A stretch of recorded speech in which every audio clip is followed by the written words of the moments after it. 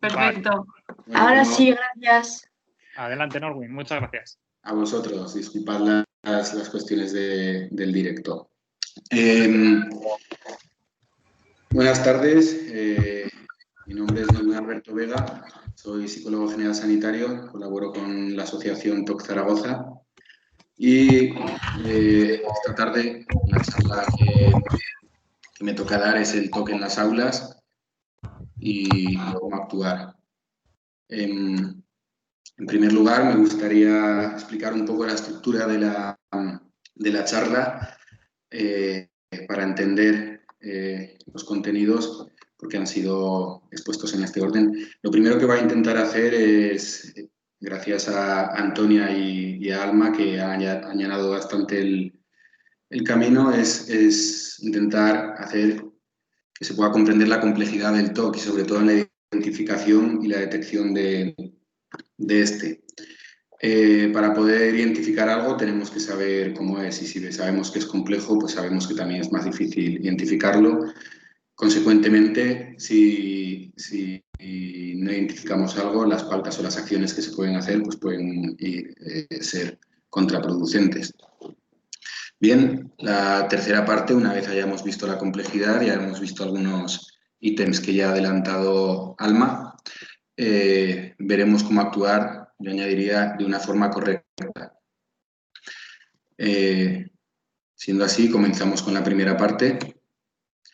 Bien, en la primera parte está la complejidad y la dificultad en identificar, en este caso, el TOC, pero también hay una dificultad, podría ser en cualquier trastorno o problema.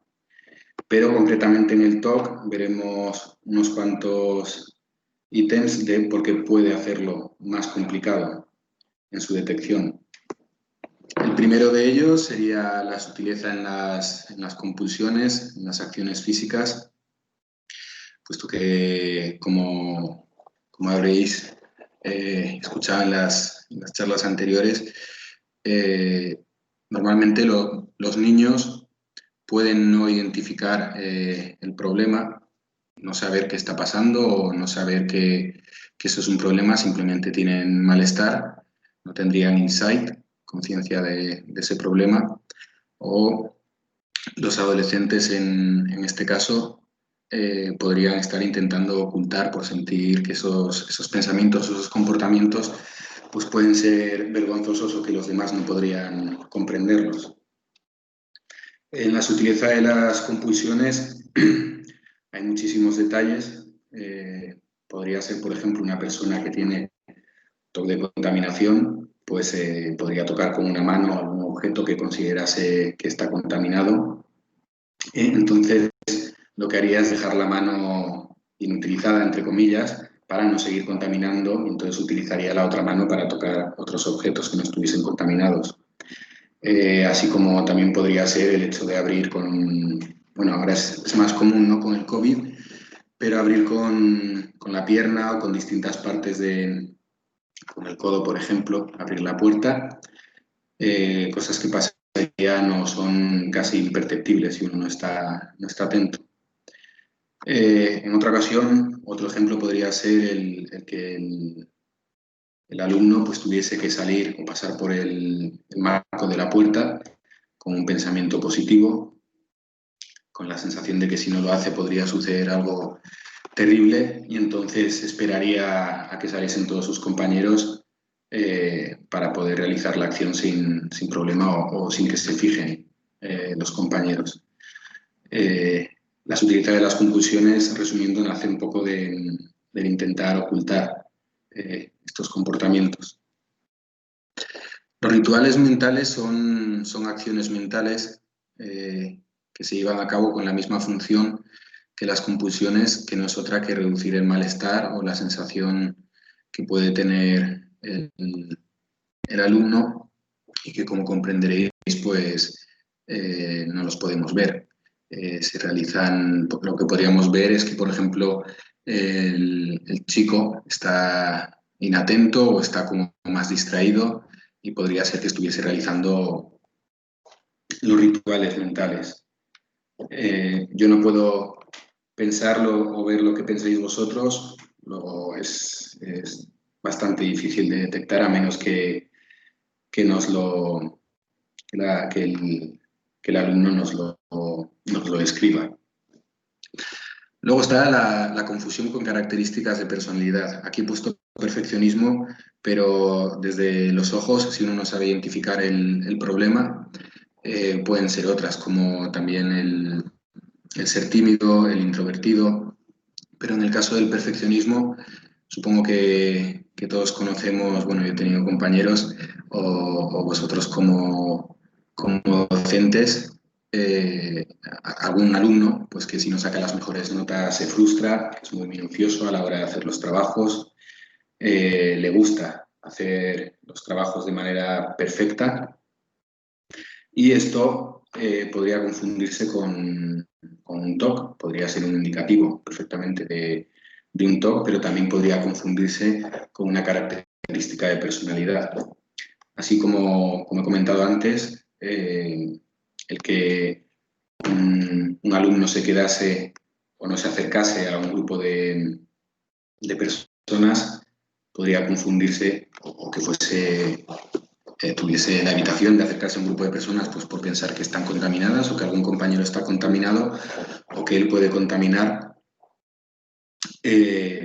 Podría confundirse también con introversión, ¿no? Con el hecho de que parece un chico o una chica tímida y estaría actuando el TOC. El TOC o el hecho de que aprendamos sobre TOC también podría confundirnos a los observadores y poner unas gafas en las que podríamos detectar también en exceso estas conductas, con lo cual veremos que es importante que esto lo diagnostique un profesional. Los niños pequeños, como he comentado, como han comentado las compañeras, puede haber una falta de insight, es decir, que no sea consciente del problema, con lo cual lo que habría es compulsión o actos. No sería consciente de que sentiría un malestar, pero los niños no lo manifestarían como un problema, con lo cual es más difícil de detectar, dificulta la identificación y la detección. Quería, otra vez más, han allanado las compañeras el camino, quería hacer una pequeña comparación sobre los rituales evolutivos que pertenecen a las etapas del crecimiento y los rituales obsesivos, para que nos demos cuenta de que otra vez más a la hora de identificar puede ser un poco complejo y nos puede crear confusión, puesto que es un problema difícil.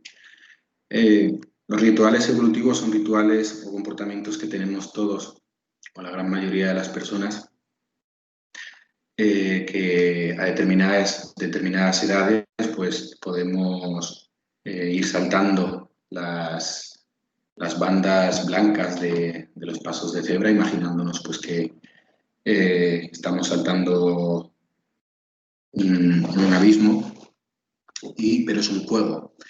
Tienen un carácter lúdico. Los rituales obsesivos responden a la función de intentar calmar un malestar y una sensación o algo que genera angustia al niño. Otra de las características de los rituales evolutivos sería el hecho de que con el tiempo van desapareciendo. Los rituales obsesivos se suelen mantener en el tiempo, con lo cual pueden llegar a ser un problema. También el que se mantenga en el tiempo puede ser indicativo de que es un problema. Otra característica de los rituales evolutivos tiene que ver con el hecho de que se pueden interrumpir con facilidad o, bueno, con una leve refunfuña por parte del niño, pero los rituales obsesivos tienen una resistencia mayor a ser interrumpidos por el hecho, otra vez más, de que está sirviendo al intentar calmar un malestar y una angustia, con lo cual la resistencia es mayor y la respuesta del niño es diferente. Tiene que ver con más irritabilidad, con cabreo, con enfado, puesto que esa angustia le está llevando a reaccionar de esta forma ser interrumpido. Entonces es cuando se pueden diferenciar si son comportamientos problemáticos o no. Después, los rituales evolutivos, los padres o observadores o docentes, en este caso, los consideran como juegos o como algo de carácter lúdico, y los rituales obsesivos sí que se pueden determinar como, digamos, detectar como manías o cosas que hace el niño, pero que no tienen tanto ese carácter de disfrute. Bien, estos ejemplos, estos puntos vienen un poco a explicar esa complejidad a la hora de identificar, como he querido dejar patente. Si no podemos identificar bien, entonces estaremos cometiendo un error de estar actuando respecto a un problema que puede que no sea un problema, o simplemente la dificultad o las características que tiene el TOC hacen que podamos identificarlo más difícilmente. Bien, aquí quería hacer una diferenciación que tiene que quedar clara. El diagnóstico lo hace el profesional. Es decir, habiendo visto esos elementos, que son pocos, se podría hablar mucho más del TOC, elementos bastante complejos. Quisiera ser aquí un poco, no con intención de criticar, pero, por ejemplo, a consulta, alguna vez ha llegado una persona pues, con el diagnóstico de TOC, y cuando pregunto pues, cómo ha sido diagnosticado, no ha sido diagnosticado por un profesional, ha sido que entienda del problema. Como bien ha dicho Alma, es mejor que entienda del problema, porque puede llegar a ser complicado incluso para el profesional que no esté especializado, puede confundirlo con ansiedad. El diagnóstico es diferente de identificar. Identificar es muy importante, es el trabajo que tienen o lo que pueden aportar tanto los familiares como los sanitarios, los médicos, como los educadores en este caso. Pero hay que intentar, para actuar bien, no sobrepasar la línea de por el hecho de haber leído. Es muy interesante, hay que leer y hay que informarse e intentar hacer un diagnóstico, porque otra vez más, intentando con las mejores intenciones, podemos producir las peores consecuencias. Entonces, es importante que una vez se detecte se lleve el curso adecuado. Porque es difícil diagnosticar, incluso para el profesional. Hay veces, como os decía, que viene a la consulta una persona que no ha sido diagnosticada por un profesional. Entonces le pregunto y me ha dicho, bueno, ha sido mi sobrino que está en cuarto de medicina. Se tiene que estar acostumbrado. Y después, porque está el tema de la comorbilidad. ¿Qué es la comorbilidad? La comorbilidad es la existencia de varios trastornos a la vez, de varios problemas que pueden estar interaccionando. ¿Cómo interacciona? Bueno, en TOC es muy común los trastornos de ansiedad, la depresión, trastornos de personalidad,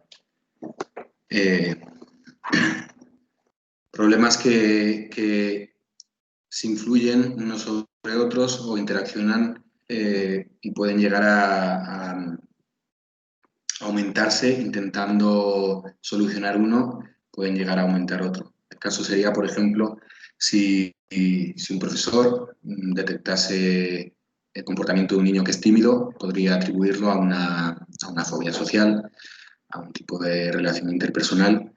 Entonces, en lo que son los problemas de ansiedad, normalmente la exposición y que se vaya sintiendo más tranquilo, pues funciona. Pero si al obligar, una mala praxis, al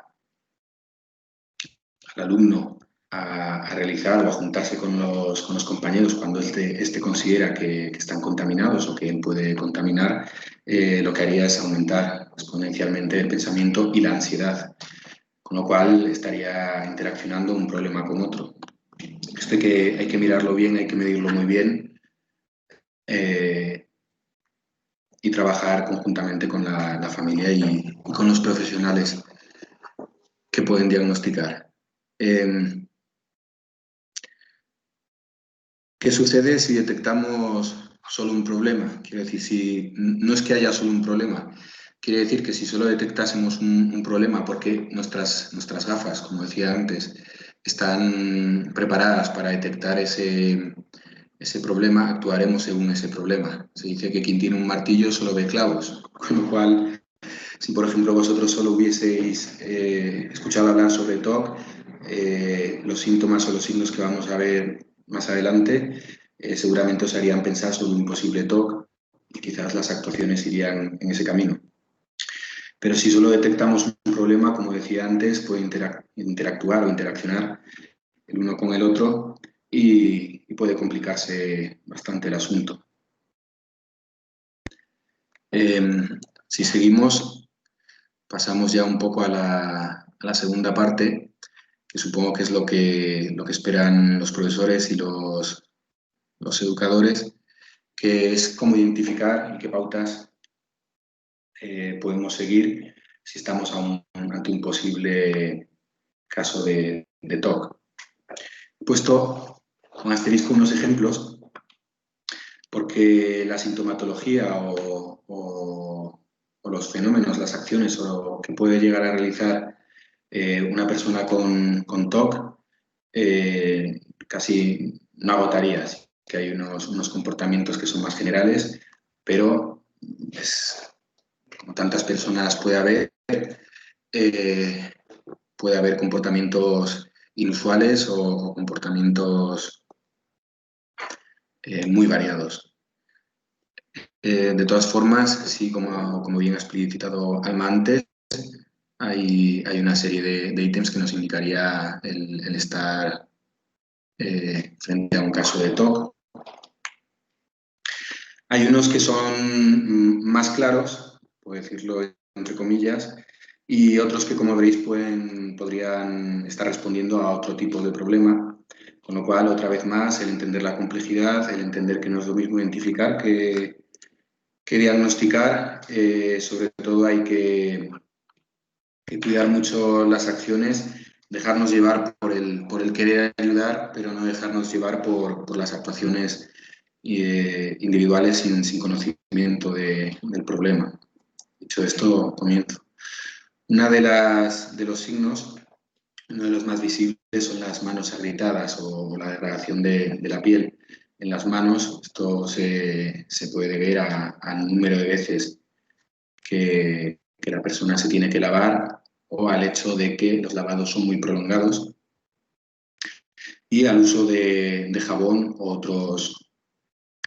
otros productos como puede ser la lejía, puede ser el alcohol y algunos más abrasivos, con lo cual las manos agrietadas es un síntoma que suele ser bastante claro. De ahí ya se puede comenzar un poco una investigación o hablar con los padres. Las notas en los exámenes, aquí relacionado con el TOC, puede verse a diferentes tipos de TOC. No es mi intención extenderme mucho, pero también podría deberse a otras razones, como podría ser problemas en casa, problemas de tipo de acoso. Puede haber distintas razones. Las notas en los exámenes, digamos que es un síntoma un poco más amplio. Por la parte del TOC, pues podría responder a que la persona tuviese que reasegurarse, leer una y otra vez, podría ser una cuestión de perfección, de hacer las cosas muy bien, con lo cual le llevaría mucho tiempo. Y bueno, como he comentado, las causas pueden ser variadas, aquí habría que investigar un poco cuál es el tipo de TOC, se tiene que hacer una intervención concreta. El llegar tarde a clase, otra vez más, es un síntoma, un signo, es amplio. Es decir, se puede llegar tarde a clase pues por la razón de que con el crecimiento, el querer estar más con los amigos, el saltarse las clases, el no tener la motivación para ir a clase, esto sería una razón que no tendría que ver con el TOC, pero relacionado con el TOC, llegar tarde a clase pues podría deberse a los rituales que tiene que hacer antes de salir de casa, de los diferentes tipos de TOC. Ya pueden ser mentales, pueden ser de comprobación, repeticiones, lavados, con lo cual, si se observa, pues otra vez más veremos cómo se debe actuar de forma correcta. El tiempo de dedicación a las tareas puede ser también un indicativo, pues igual que el llegar tarde a clase, relacionado con el perfeccionismo, con el querer hacer la tarea de una manera excesivamente minuciosa, de manera que se quedan bloqueados. Puede ser el tener que leer y comprobar que se ha leído correctamente. Puede ser incluso el pasar unas páginas y tener la duda de si realmente ha pasado una página o ha tenido varias, con lo cual le obligaría a estar comprobando si eso es así. Pueden ser por múltiples motivos. Es decir, cada caso en TOC tiene que ser estudiado. Por eso ponía un poco el acento en comprender la complejidad y en detectar o identificar estos síntomas para estar un poco atentos y poder ayudar de forma correcta. El orden y simetría, como antes comentábamos, podría ser debido a una personalidad perfeccionista, pero en este caso normalmente se puede observar con el hecho de que el alumno pues, dispone los objetos de la mesa siempre de una manera rígida, de la misma forma, todo tiene que estar colocado en su sitio, y lo que sucedería es que si eso no estuviese colocado en su sitio o si se alterase ese orden, pues tendría una reacción inusual para lo que puede ser el hecho de tener las cosas ordenadas, pero con una cierta flexibilidad. El orden muchas veces va bien para concentrarse, pero el desorden con esa reacción nos indicaría un poco un síntoma o un signo de un posible TOC. Las palabras y letras subrayadas, esto como docentes alguna vez quizás lo habréis observado, es el hecho de que todos normalmente subrayamos cuando estamos haciendo apuntes, incluso lo ponemos con colorines distintos, las palabras más importantes o por temas, y subrayamos lo que consideramos importante.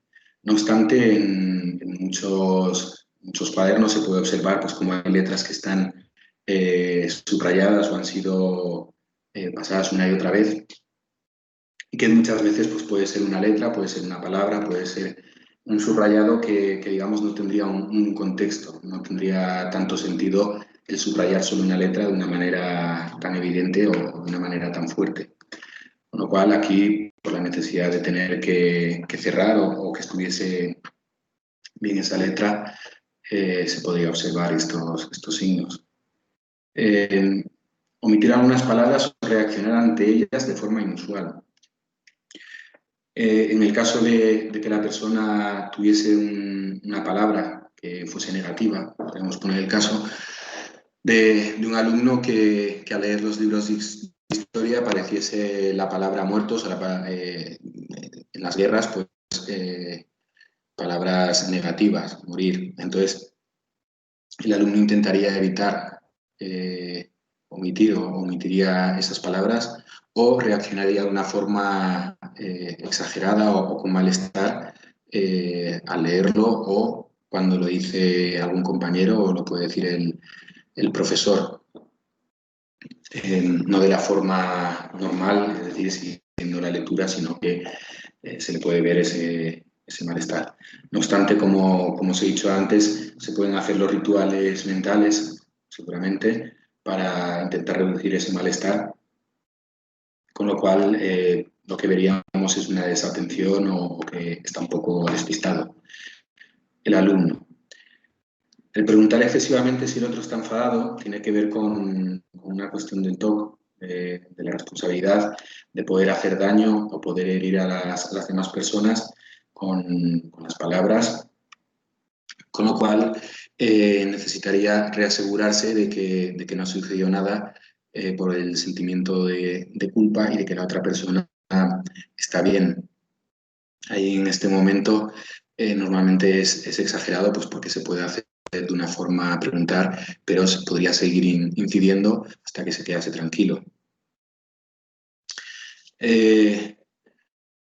Por otro lado están los enfados desproporcionados. Los enfados desproporcionados, que me gustaría explicar el hecho de que si una persona tiene TOC, tiene pensamientos negativos recurrentes o un estado de ansiedad generalizado en el que los distintos estímulos, pues por ejemplo, imaginaos que estáis en un colegio o consideréis que vuestro colegio está contaminado o el alumno considera que la clase está contaminada, lo que estaría es en una tensión de angustia, sentimientos de sensación de una angustia, con lo cual sus reacciones son de un carácter más irritable o puede reaccionar de una forma pues, con mucha tristeza o con un llanto muy grande o al oír determinadas palabras, pero es debido a que el estado de angustia hace que reaccione de esta manera. Respecto a las preguntas repetitivas, preguntar excesivamente o reasegurarse es la forma de asegurar que lo que ha dicho, por ejemplo, el profesor es lo correcto o asegurarse de que algo que ha sucedido está correcto, está bien para poder tranquilizarse. En este caso, ahí vuelve a haber sutileza, pueden haber preguntas directas, repetitivas. Por ejemplo, si el profesor dijese para el lunes que viene, viernes, pues decir, tenéis que haber hecho los deberes de la página 24, pues el 2, el 3 y el 5. Preguntar cuáles son los deberes, entonces el profesor respondería otra vez y así hasta que se quedase tranquilo. Por otro lado, también puede preguntar al profesor o puede preguntar a los compañeros para intentar reasegurarse. Ahí habría un poco más de sutileza porque en vez de insistir, podría asegurarse mediante los compañeros. Respecto a los gestos extraños, esto va relacionado con las compulsiones en las que la persona cuando viene un estímulo que le genera malestar, debe realizar unos actos que no están dentro del contexto. Pero, por ejemplo, el tocar varias veces un objeto o hacer varias veces un gesto, digamos, con la función de calmarse, pero que a la vista de los demás pues puede resultar extraño. No obstante, ese gesto, ese comportamiento ha sido asociado a esa angustia o a ese malestar de manera que lo calma. No salir a la vez que los compañeros respondería a distintos, siempre posibles causas. Como bien he dicho, la persona puede querer realizar un ritual, salir por la puerta, por el marco de la puerta, pensando en algo positivo. Entonces los compañeros podrían interrumpir ese ritual. Que, por cierto, en los enfados desproporcionados, si se interrumpe una compulsión, puede haber una reacción de enfado no habitual, desmesurada, o podría haber un llanto, una reacción exagerada para lo que está haciendo la persona.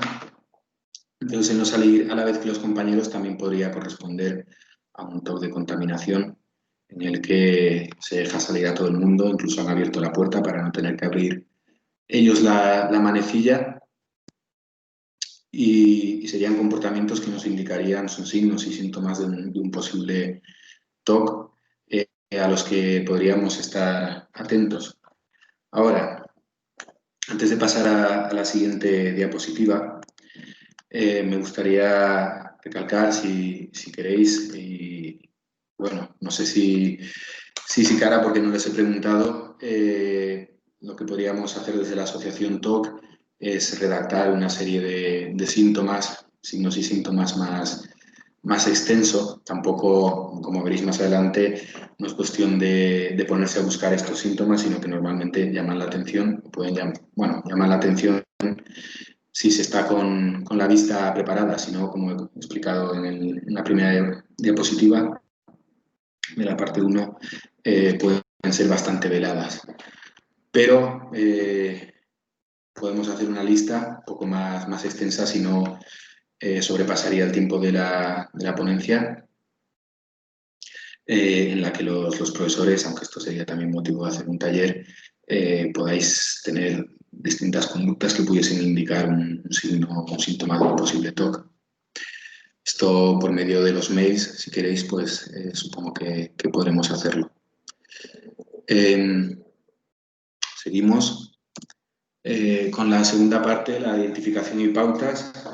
Ahora vienen un poco las pautas que van relacionadas a los comportamientos más habituales en el TOC, como pueden ser las reaseguraciones y las preguntas repetitivas que comentábamos antes. Aquí lo que se puede hacer es pedir al alumno que si hace preguntas, en este caso los deberes 2, 3 y 7, preguntarle o que comprueben lo que han anotado. En este punto, antes de realizar estas pautas, sí que me gustaría explicar que una vez sería más conveniente que hubiese esa unión entre el alumno y el profesor, el que los dos sepan, porque si el profesor lo hiciese y el alumno no estuviese al tanto de que el profesor conoce su problema, lo que sucedería es que al preguntarle o al decirle que compruebe lo anotado, podría responder con irritabilidad o con enfado o con más insistencia. Con lo cual, para esto ya tiene que haber habido un proceso y digamos, una cierta confianza como, pues, para hacerlo y que el alumno se dé cuenta de que está realizando este comportamiento. Responder con otra pregunta quiere decir que esto se hace a veces con los familiares. Es el hecho de que cuando pregunta alguna o una segunda vez se puede responder o preguntar siempre con muy buena intención y buen talante. ¿Tú qué crees cuáles crees que son los deberes que me han dado? Como bien he dicho antes, esto tiene que ser cuando ya se conoce o ya hay un vínculo, se conoce bien tanto el alumno como el profesor, para que no respondan de esa manera esas respuestas más exageradas. Respecto a la comprobación, he puesto aquí un ejemplo en la lectura, es hacer preguntas de comprensión, es decir, del contenido.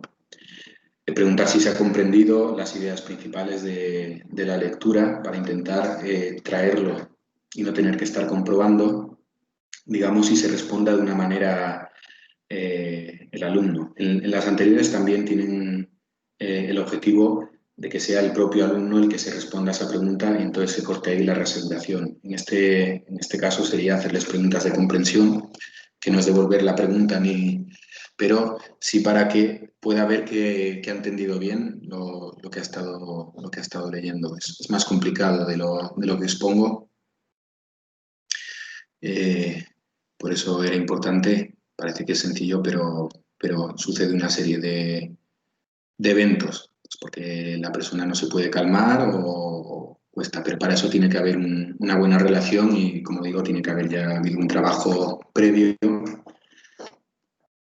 con la familia y el terapeuta o el especialista.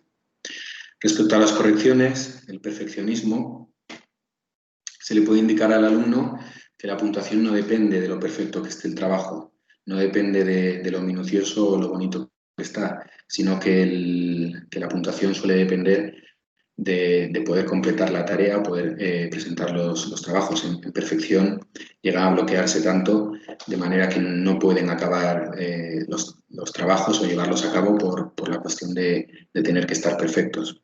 Se puede indicar que es más importante y que si no se presenta un trabajo no hay perfección, lógicamente, pues porque hay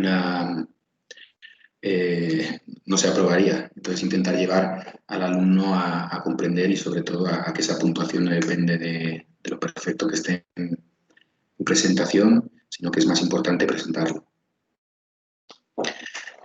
Aquí, cuando pidan salir de clase, ya sea pues porque tienen que hacer una comprobación, puede ser para ir al lavabo, puede ser ir a comprobar que, por ejemplo, alguna cosa está bien, entonces la mente le sigue enviando ese pensamiento.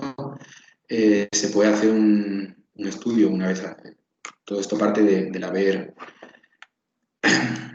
de tener ya una relación con el alumno, profesor y alumno, concretar un número de salidas haciendo una media de las salidas semanales o diarias e intentar ir negociando por debajo de esa media el número de salidas de manera que la persona pueda ir conteniendo el malestar o ir poco a poco aguantando, en vez de sucumbir al final a la compulsión o al comportamiento compulsivo, que lo que haría es empeorar. Siento no daros más. Entonces pasaremos a la parte 3, que es el cómo actuar de una manera correcta. Pero antes me gustaría incidir sobre que normalmente para poder solucionar un problema debemos de conocer primero cuál es el problema, pero sobre todo qué es lo que estamos haciendo mal para que las actuaciones que hagamos que sirven tengan su fruto. Desde luego que si insistimos en hacer pautas que no sabemos que están siendo contraproducentes, las que podamos aplicar, que consideramos que ayudan, no tendrán el mismo efecto o no tendrán efecto. Entonces, ¿cuáles son las consecuencias derivadas de una mala actuación? Las consecuencias derivadas de una mala actuación pueden ser el exceso de atención a los comportamientos. ¿Esto qué quiere decir? Si después de esta charla, de las charlas que han dado mis compañeras anteriormente, fuésemos mañana a clase teniendo en cuenta estos signos y síntomas, podríamos estar dando un exceso de atención al problema. No solo sucede en TOC, sino que el exceso de atención a los comportamientos muchas veces puede conllevar un reforzamiento de este comportamiento. Pero no obstante, ese exceso de atención también puede generar en el alumno que note que se está poniendo mucho hincapié en su comportamiento, mucha atención, entonces le puede generar también ansiedad. Otro de los problemas es la etiqueta.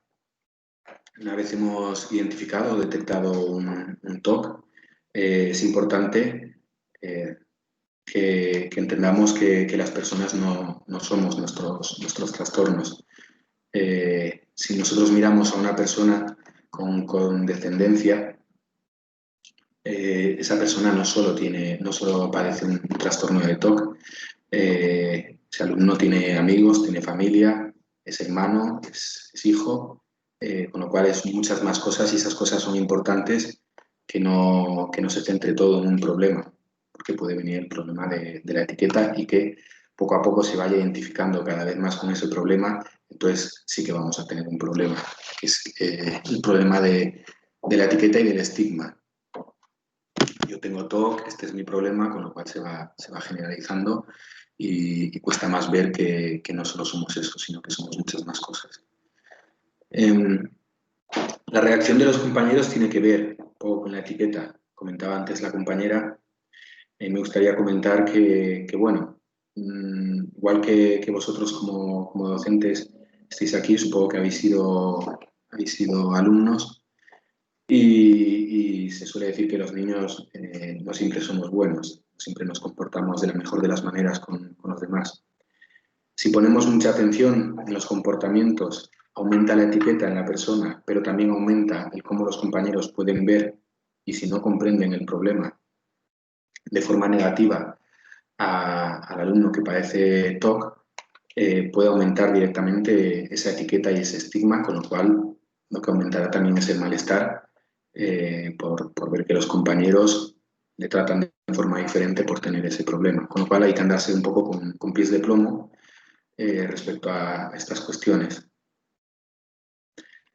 ¿Por qué se puede ver muy dañada, más en estas etapas de crecimiento, desde que son pequeños hasta la adolescencia. Imaginad que hay una identificación, una etiqueta, con lo cual el TOC puede llegar a ser bastante problemático. Y ya de por sí el adolescente puede pensar que tiene pensamientos muy raros, que está loco, que no entiende muy bien por qué le pasa esto, y eso va minando ya de por sí un poco bastante la autoestima, hasta que encuentra esa comprensión necesaria. Lo va llevando un poco en secreto y va sintiéndose mal, puesto que estos pensamientos son negativos y las acciones que se hacen pues, son excesivas y puede considerar que hay algo que no está bien en sí mismo. Entonces, por la otra parte de la autoestima, si sucediese la reacción de los compañeros que comienzan a señalarlo, entre comillas, a comportarse de una forma distinta, lo que generaría es también un detrimento de la propia identidad y de cómo se ve a sí mismo y cómo le ven los demás, con lo cual tendríamos un problema y ahí ya entraría también la comorbilidad, pues porque habría que trabajar otras cuestiones que bien se relacionan con el TOC. Con lo cual hay que tener bastante cuidado. Está la influencia en otros problemas comórbidos, es lo que comentábamos un poco antes. Si detectamos solo un problema, aplicamos nuestros conocimientos o nuestro sentido común para intentar ayudar, como decía antes, intentar animar al niño a que vaya con los compañeros. Podemos estar cayendo en una mala actuación y se puede estar influenciando otros problemas. Quería contaros una anécdota que me ha pasado justamente esta tarde. Me ha llamado una persona que tiene TOC, la conozco desde hace tiempo, simplemente me quería comentar que le había sucedido una cosa. He dicho, bueno, pues viene justamente a lo que voy a hablar hoy, viene bastante bien para ejemplificar. Estaba en ¿cómo se llama? Una residencia, entonces consideraba que su habitación estaba contaminada, con lo cual se empezó a angustiar mucho, entonces llegaron los encargados de la residencia, los responsables, y le obligaron a meterse en la habitación pues, por considerar que puede ser una cuestión de ansiedad y que, bueno, que la ansiedad pues se le pasaría. El cabreo es tremendo porque lo que ha sucedido es que ha dicho que no la habían comprendido y que intentando ayudarla, lógicamente no tenían conocimiento del problema, pues habían conseguido lo otro y estaba bastante enfadada. De ahí a la cuestión que os comentaba antes de que muchas veces la reacción es desmesurada porque se tiene mucha angustia y mucho malestar. Esto va a enlazar con la siguiente, que es no atender al problema o la no comprensión del problema. Igual que he dicho que los niños, cuando somos pequeños, los jóvenes, y creo que los adultos también, no siempre actuamos de la mejor de las maneras con nuestros iguales. El no querer comprender un problema es lícito, quiero decir. Los profesores o los educadores son profesores y educadores. Ahora más, incluso igual que en sanidad, es más comprensible la presión a la que se está sometido. Entonces, entre el montón de trabajo que hay que hacer, el montón de papeleo, el atender a los chavales, hacer el trabajo que es educar, ahora con el COVID está habiendo bajas, está habiendo problemas, ya porque los profesores o los sanitarios pues tienen angustia como para estar también, están demasiado angustiados como para poder estar atentos a todos los posibles problemas que pueda haber. Esto, como digo, es lícito. Son profesores, no especialistas. Y entonces ahí se puede incurrir en una mala actuación. Si uno no conoce un problema, desde luego que no va a actuar de la forma correcta. Y luego está la no comprensión del problema. Uno puede venir a las charlas, puede leer sobre TOC, es muy importante. El hecho de interesarse por este problema, sobre todo si toca de cerca, desde luego que se va a hacer. Pero como decía al principio, es bastante complejo. Es bastante complejo para los profesionales, es bastante complejo para los padres, es complejo para los profesores. ¿Qué sucede? Que muchas veces al hablar con las familias han leído sobre el problema y yo les pido que conozcan mejor, más que lo que dicen los libros, que hablan normalmente sobre cuestiones generales, que les invito a que conozcan el problema, el TOC del familiar.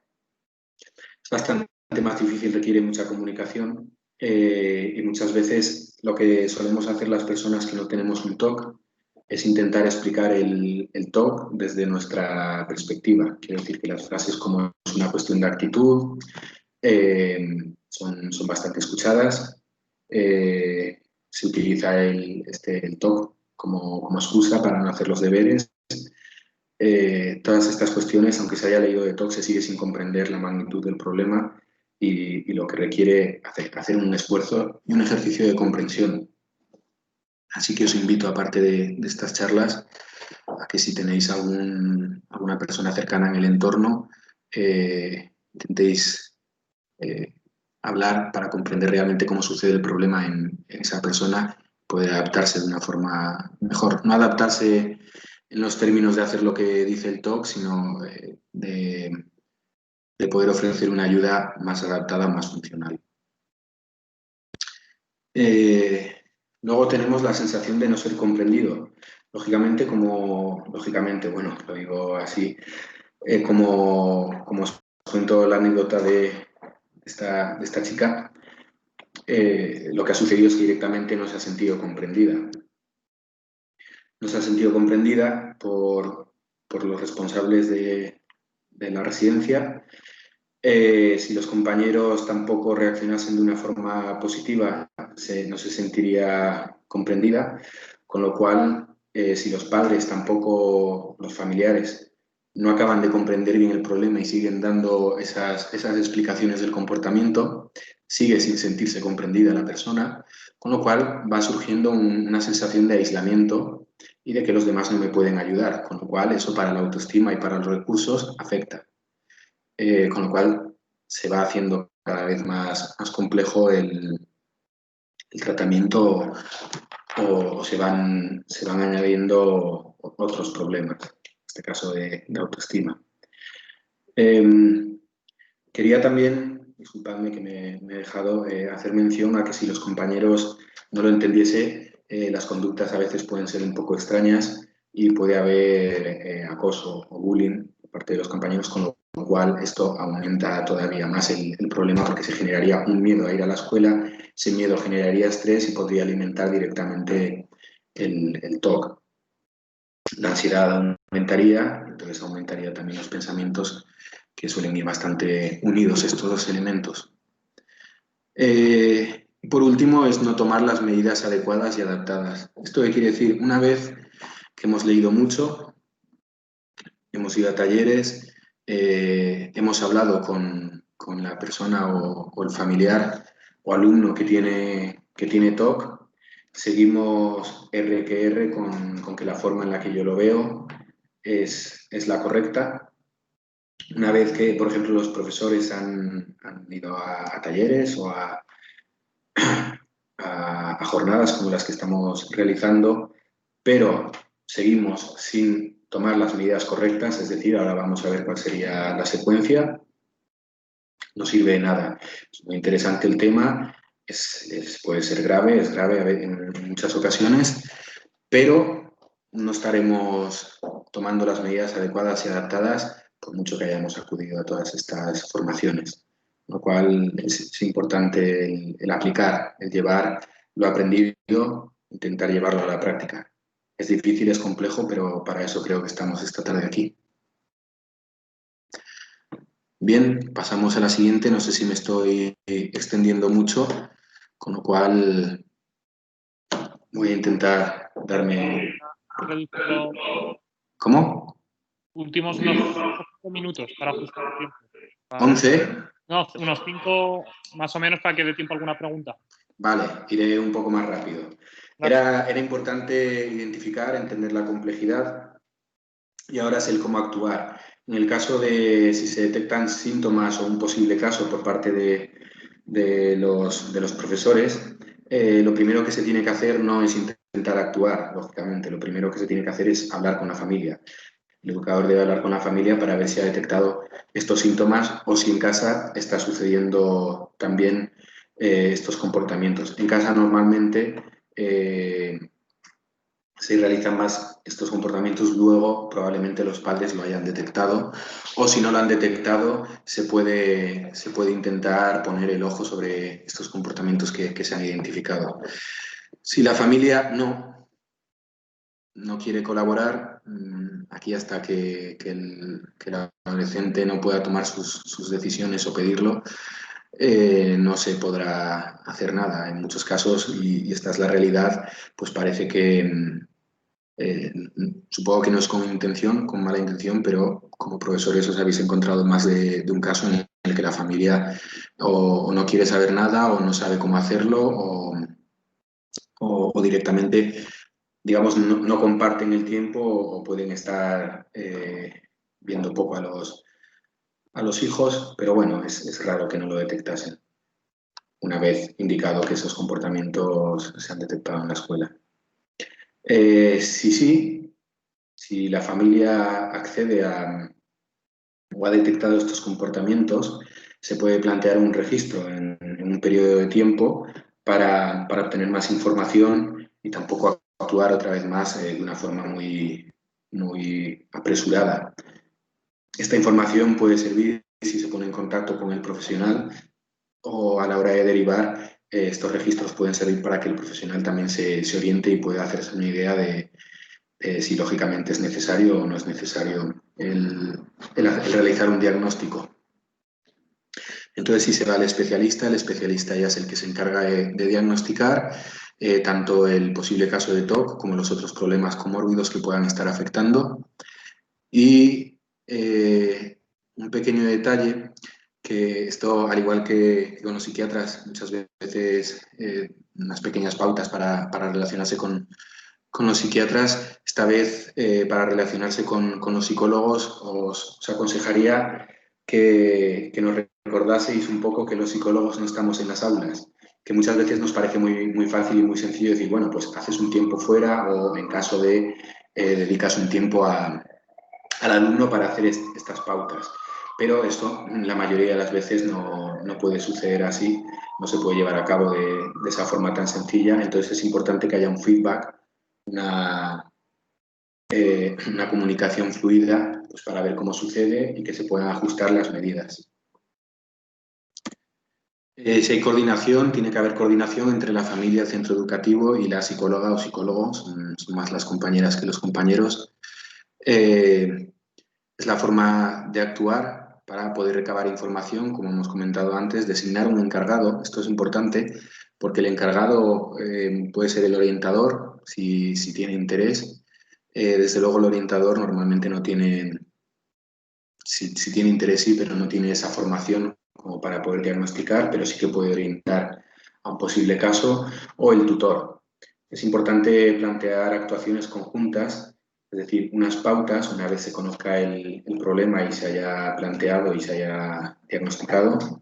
Y sobre todo esto quería incidir, igual que los psicólogos no estamos en las aulas, todos los profesores no tienen los mismos recursos. Igual que los alumnos no tienen los mismos recursos a la hora de afrontar el problema, los profesores no tienen la misma sensibilidad, no se comunican de la misma forma, no tienen el mismo interés. Así como vosotros tenéis interés, puede haber profesores que no tengan interés en actuar con esas pautas o rellenar más registros para poder ayudar.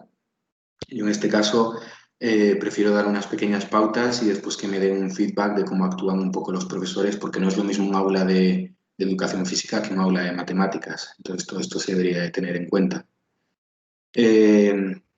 El feedback de las pautas es a convenir con el profesional dependiendo de la gravedad o de lo que considere, puede ser mensual, trimestral, semestral, quincenal, pero siempre lo importante es que haya ese feedback para ir ajustando de manera concreta e individualizada para el caso.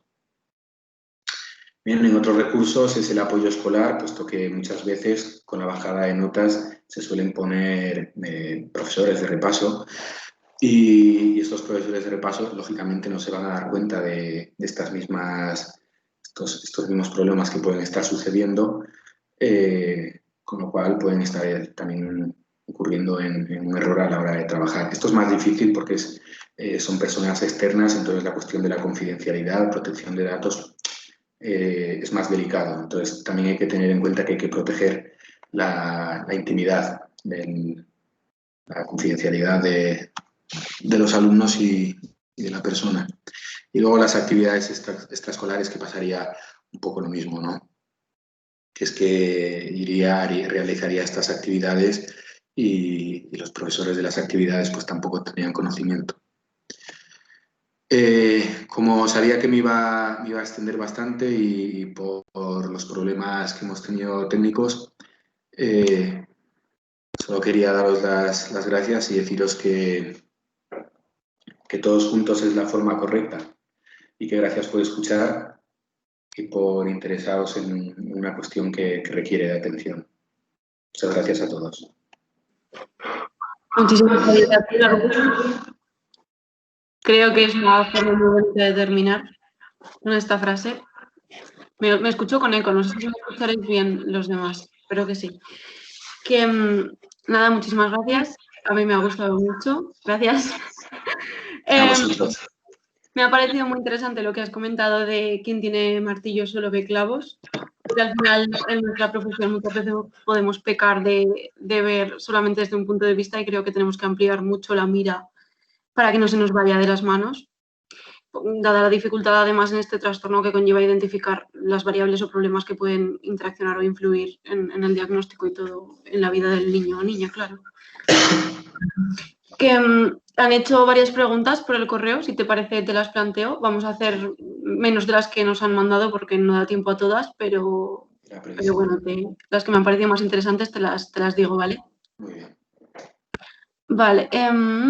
Vale, dudas sobre signos y síntomas de un posible TOC. Respecto a las preguntas repetitivas, comentas que el ejemplo de preguntar insistentemente por los deberes que ha mandado la maestra. Entonces, se pregunta aquí, ¿se aliviaría el TOC si la maestra apuntara los deberes en la pizarra y estableciese como una rutina y que los niños y las niñas asimilasen que cada vez que se van a decir los deberes deben copiarlos de la pizarra?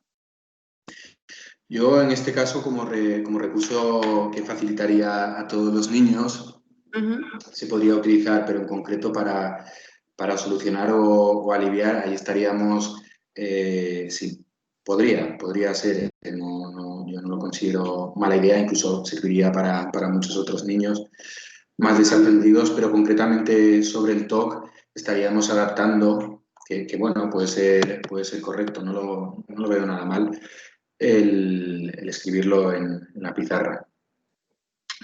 Normalmente lo que hará es mirar a la pizarra varias veces para estar seguro también.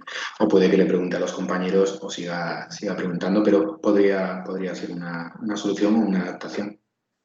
Más que una pregunta es parecía una solución.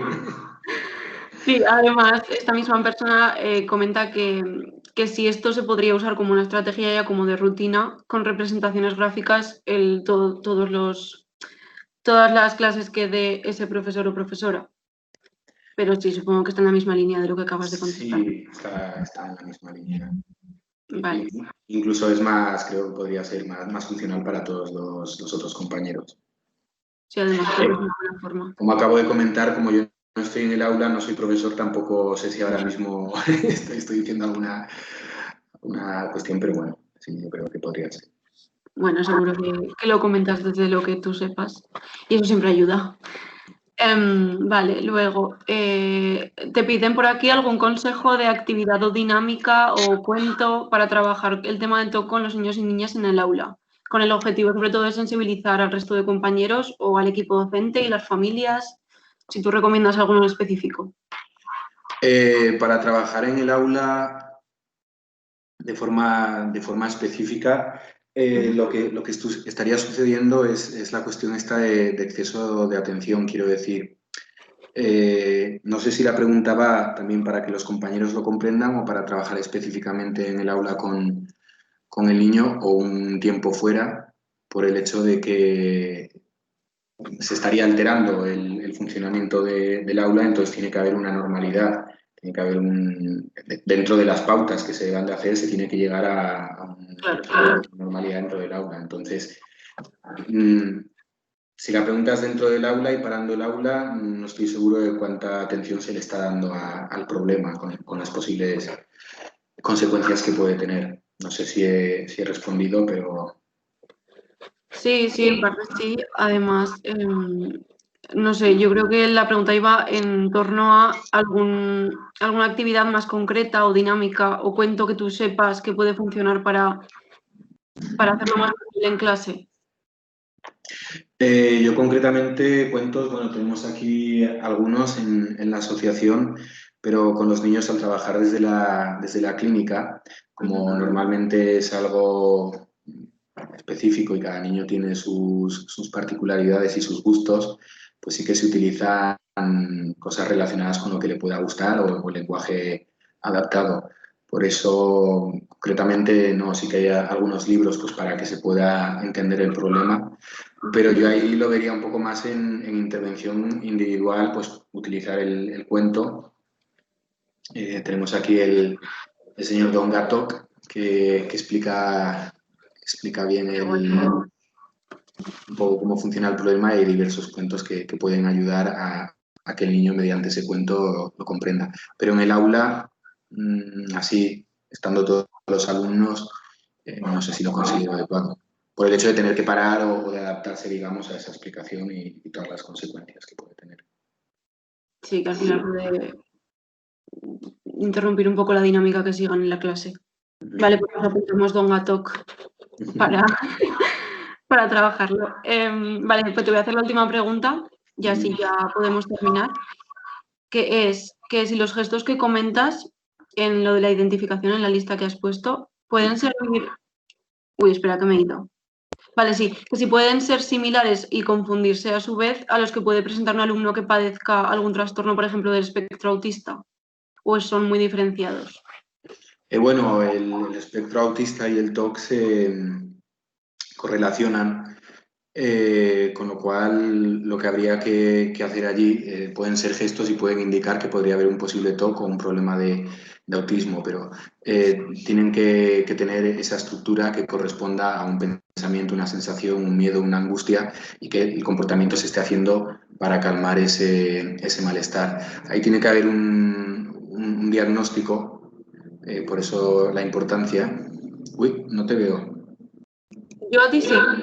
Vale, tiene que haber un diagnóstico, sí que otra vez más se pueden confundir, de ahí la importancia de la primera parte y lógicamente al haber comorbilidad pues puede haber comportamientos de rituales o comportamientos extraños que podrían confundirse, pero para eso está el diagnóstico y el ver a qué está respondiendo ese comportamiento. Vale, respondiendo al inicio de la confusión de la obsesión. Bueno, de la obsesión en este caso. Vale, pues ya está, que se nos ha ido un poco de tiempo. Lo siento para los que seguís aquí y muchas gracias por quedaros. Gracias a ti, Norwin, otra vez por la Gracias. Y bueno, antes de que se vaya la gente, quiero recordar que el artículo de esta semana de nuestras redes sociales, en Sicara Oficial, va de sobre el TOC relacionado con las jornadas en el Rincón de la Psicología que publicamos cada semana. Recordar también que mañana a las 5 se os volverá a enviar un enlace para YouTube para seguir mandando las jornadas y que si os suscribís al canal de YouTube os llegará la notificación e igual resulta muchísimo más sencillo que tener que estar esperando el correo con la información. Así que nada, nos vemos mañana y muchas gracias a todos y todas. Muchas gracias, chicos. Gracias. Adiós. Chao. Adiós. Hasta luego.